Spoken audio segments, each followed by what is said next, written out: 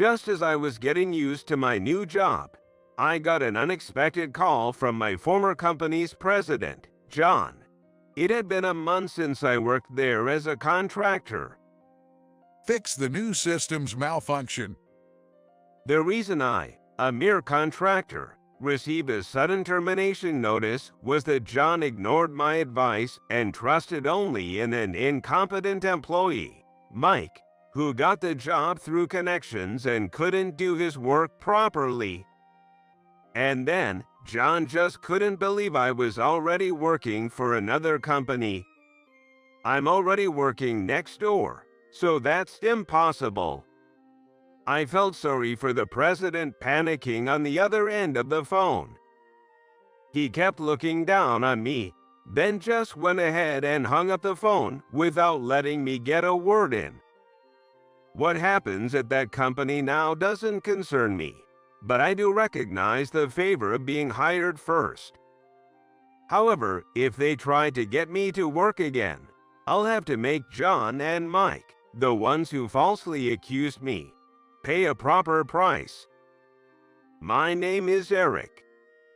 Struggling to find a job, I was worried I'd end up unemployed. Just when I was about to give up after the next rejection, John took a liking to me in the interview, and I ended up working as a contractor at a tech startup. I was concerned about the majority being contractors with few full-time employees, but I owe a lot to the company that took me in. This company mainly takes on software development projects to assist with the digital transformation of small to medium-sized businesses, often tackling hands-on problem-solving requests, including industrial system design. The competition in the tech sector is fierce, and the projects brought in by sales are always challenging. But having gained hands-on experience through part-time jobs during my student days, I find the work fulfilling. I have no complaints about my job. It's fun and keeps me busy every day. However, the one thing that bothers me in a bad way is the presence of Mike, sitting there acting all high and mighty as a supervisor. Mike, a full-time employee, serves as the head of the software development department where I work.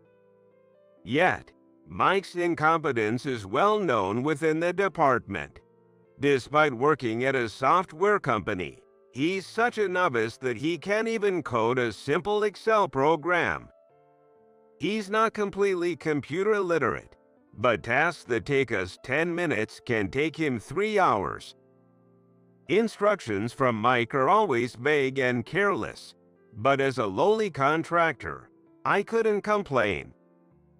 According to contractors who have been working here since before I joined, John has gone through 2 divorces, and Mike appears to be the child from his first marriage. Mike, who has been gaming since his student days, continued to live a jobless life even after graduating from college. Out of desperation, his ex-wife begged John to hire Mike as a full-time employee. This was a classic case of nepotism. And then John, who decided on the hire, immediately gave Mike, who had no proper work experience, a managerial position right after joining, and even put him in charge of contractors. Perhaps because of this, Mike, feeling overconfident, behaves arrogantly towards everyone. You can't even do something this simple. I could finish it in half the time. But I'm letting you do this job for your sake, so you should be grateful to me. While Mike always looks down on us, no one has ever seen him actually work properly. Yet, no one can oppose Mike, John's son, and I could only deflect the conversations. One day, Mike, who isn't in sales, suddenly brought in a project, but it was an unreasonable request. From looking at the specification document, it was clear that the project couldn't be delivered without several meticulous discussions and revisions with the client. No employee would voluntarily take on such a project. Since no one else would take it, I reluctantly took charge of the task. I checked with the sales department, and it seemed Mike had taken on the project on his own to boost his reputation. Looking at the specification document, I thought the overly ambitious project could be managed due to some leeway in the delivery schedule. However, I was gravely mistaken. I started the work after several detailed discussions with the client company. Then, when things started taking shape, Mike suddenly gave an impossible order. Get that project delivered in 1 month. My order is final. Got it. The 1-month deadline for delivery was utterly impossible. Not only coding the program, but considering debugging to find errors and subsequent fixes made the schedule infeasible. I tried telling Mike it was impossible, but it was no use. A contractor daring to complain to me, a full-timer. I said get it done in a month, so you will deliver in a month. Mike often ignores me, but this time he seemed unusually frantic. Though it was a bare minimum effort, I managed to release just in time as Mike instructed. After the release, I found out from the client that Mike had mistakenly accepted the project with an unrealistic deadline. In fact, the client hadn't expected it to be completed on time either. When I proposed, given the rush, the system might encounter errors, which we'll fix as they arise, the client appreciated my work more than expected. A week later, as I predicted, we received a system error report. As I was about to head to the client, John arrived at my place, furious. You're the one who released that system to that company, right? I couldn't understand why John was so angry. The client was aware of the potential errors. Even after explaining, John wouldn't listen and even blamed me for Mike's order mistake. Not only did you mess up the deadline, but you also caused a system error within a week. Don't do sloppy work. This is why contractors are unreliable. Are you trying to ruin this company? John, who told you that? Mike, he wouldn't lie to me. Given meeting Mike's unreasonable demands, my work should have been appreciated. It was a tough project, but as a contractor, I couldn't argue back. As I was apologizing to John, Mike returned from the smoking area and joined John in blaming me instead of defending me. John wouldn't even bother to listen to what I, a contract worker, have to say, but he believed Mike's incorrect reports. The client was actually thankful for meeting their unreasonable requests and understood the possibility of system errors. So you knew the system could fail and released it anyway. Is this the kind of half-baked work you always do? This is why contractors are useless. We can replace you anytime. After berating me, John left the office angry without listening to me. And Mike, having pinned all the blame on me, looked down at me with satisfaction. The following week, we received another error report from the client. Having prepared for the anticipated errors, I immediately went to the client's company.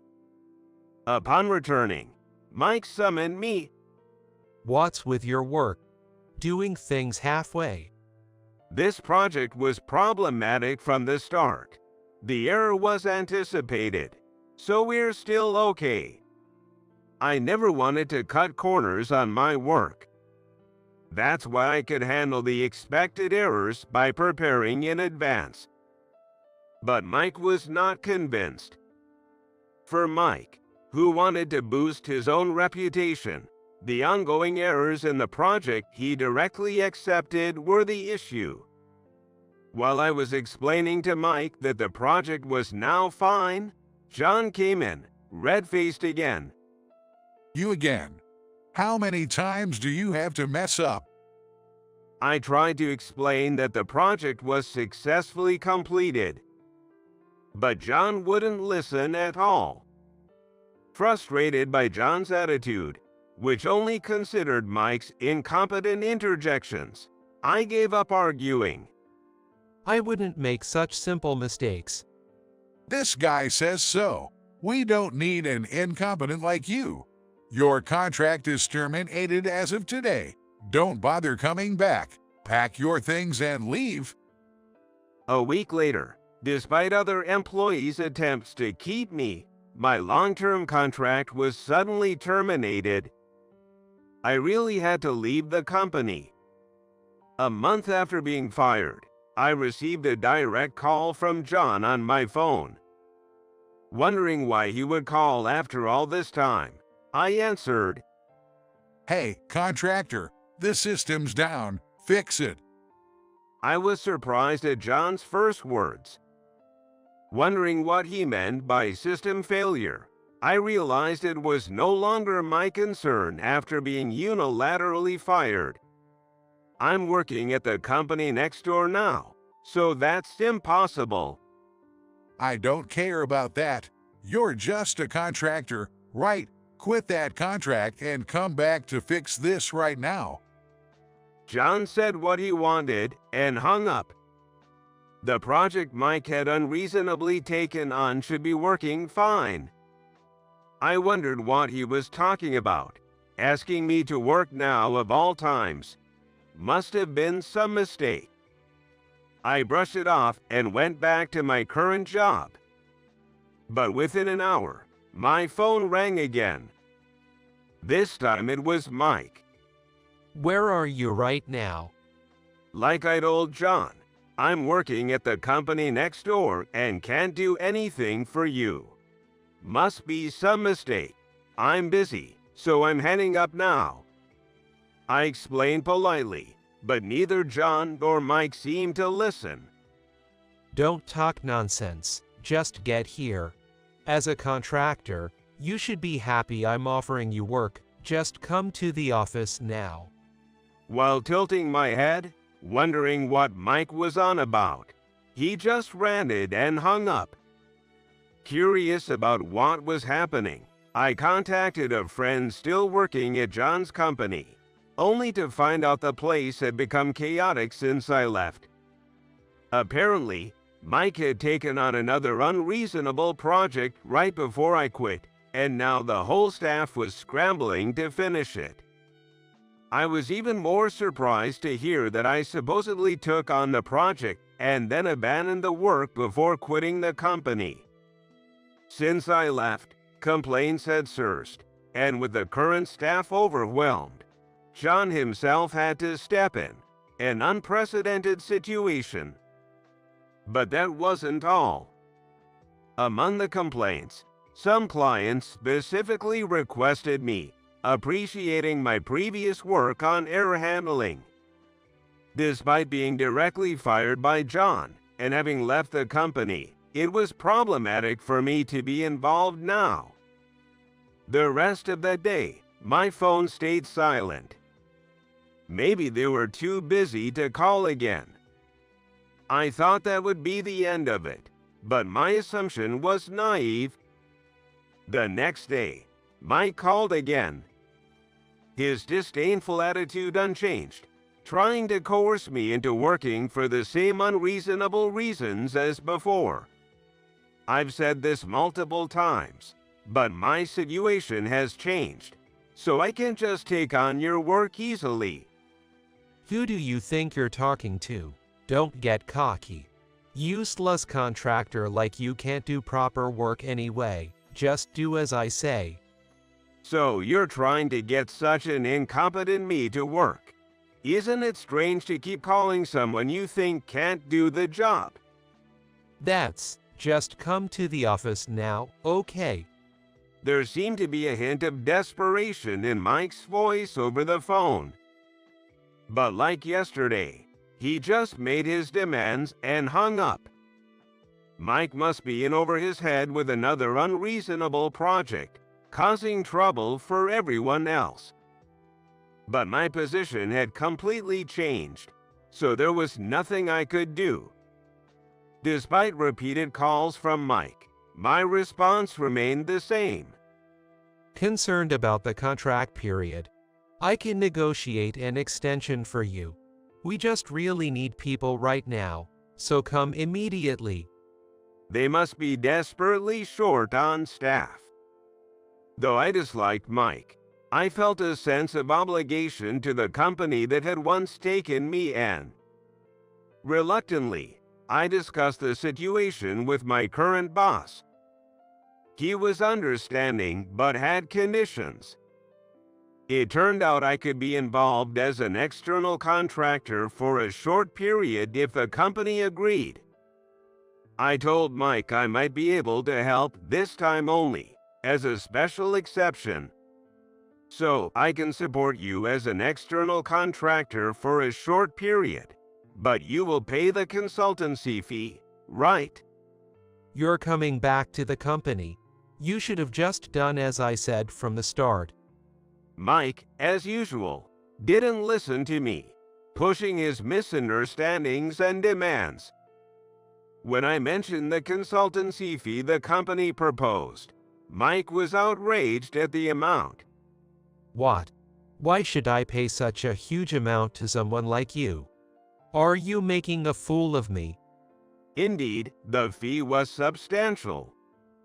But given that they were specifically requesting me, not as a contractor but for external support, the high fee wasn't unreasonable. Who's joking here? I'm offering to take this on as a formal job. I'm offering to hire you again, so just listen to me as a contractor should. In the end, Mike, not agreeing to the fee, looked down on me over the phone before hanging up. The next day, as I arrived at work, I ran into Mike by chance in front of the office building. Seeing me, Mike approached with a smirk. Right. A mere contractor like you wouldn't defy my orders. Yesterday must have been some joke. I'll hire you on a long-term contract again, so be thankful. Mike started talking about my salary as a contractor and future work as if he had the right to decide. Without any contract documents, nevertheless, the employment terms Mike mentioned were outrageously bad. He even proposed a salary lower than what I had made previously as a contractor, which was absurdly unfair. I sighed heavily at Mike's unreasonable behavior and pointed towards the company I was now working for. I'm about to head into work, so excuse me. As I tried to enter the building where my current company's office was located, Mike grabbed my arm. Hey, not that way. There's plenty of work here, come on. Despite my repeated explanations, Mike just didn't get it. Your job isn't over there. No, as I've said many times, I'm working at this company now. But this is the building where that subsidiary of the major corporation is located, right? So, you're saying you work here as a temp for one of the companies in this building? Frustrated by Mike's condescending attitude, I sighed again and slowly explained. Not at all. I'm now working as a full-time employee at one of the major corporation's subsidiaries in this building, which you should know. What? That's impossible. There's no way someone who was just a contractor until recently could get a full-time position at such a renowned company. Confused, Mike pulled my arm harder. I was dragged back outside again.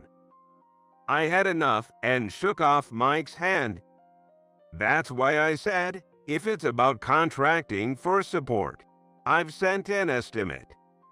It seemed Mike finally understood where I was working. Stunned at my words, he just stood there. My working for this major corporation was definitely a result of a chance connection. After being fired and feeling lost, a company I had inconvenienced due to Mike's unreasonable demands contacted me. I was nervous about possibly overlooking something in my previous error-fixing work. But the company's president personally thanked me, bringing me to tears. Noticing my situation, the president invited me over, and upon hearing about my sudden layoff, introduced me to a troubled project at a large tech company.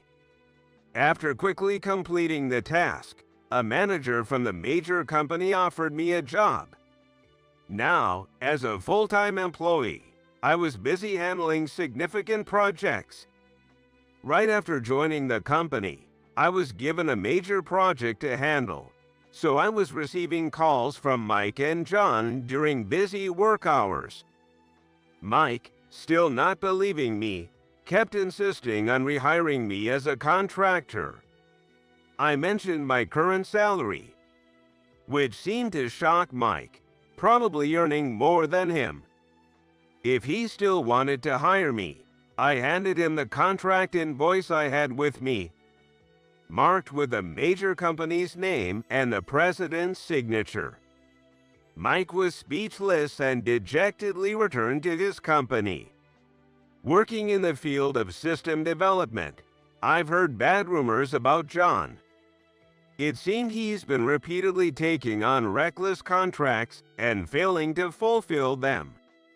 Mike, who's always making empty promises, continued to ignore untouched projects and repeatedly accepted contracts they couldn't fulfill. As a result, John's company went bankrupt. Not only have contract workers been getting laid off due to John's selfish behavior, but even full-timers are quitting, and it seemed like bankruptcy was only a matter of time. With John's company going bankrupt, there was a sudden influx of requests from the companies that had previously designated me for their orders, and my workplace became extremely busy. Successfully completing these tasks brought a sense of fulfillment and value. After successfully completing the sudden increase in projects, I continued to tackle numerous large projects afterward. Recognized for my achievements within the company, I was able to secure a promotion and a transfer to headquarters. One day, while working on detailed tasks at headquarters, I requested temporary staff. To my surprise, Mike showed up. Mike's work on system debugging was meticulous, finding errors I missed. Despite not expecting much for that Mike, to be honest, praising his work, Mike responded with a slight sarcasm. In continuing to assign work to Mike on temporary basis, despite his consistently brash and abrasive demeanor, his outspoken opinions gained him a reputation within the company. Continuing to request Mike as a temp, he revealed new talents, despite his usual arrogance. Mike gradually started to change his attitude and language to a more serious tone. Now, all the various events that happened at that company are fond memories. If it hadn't been for John's company taking me in, I wouldn't be where I am today. Now, with Mike's help, I'm working hard every day to be of service to many people.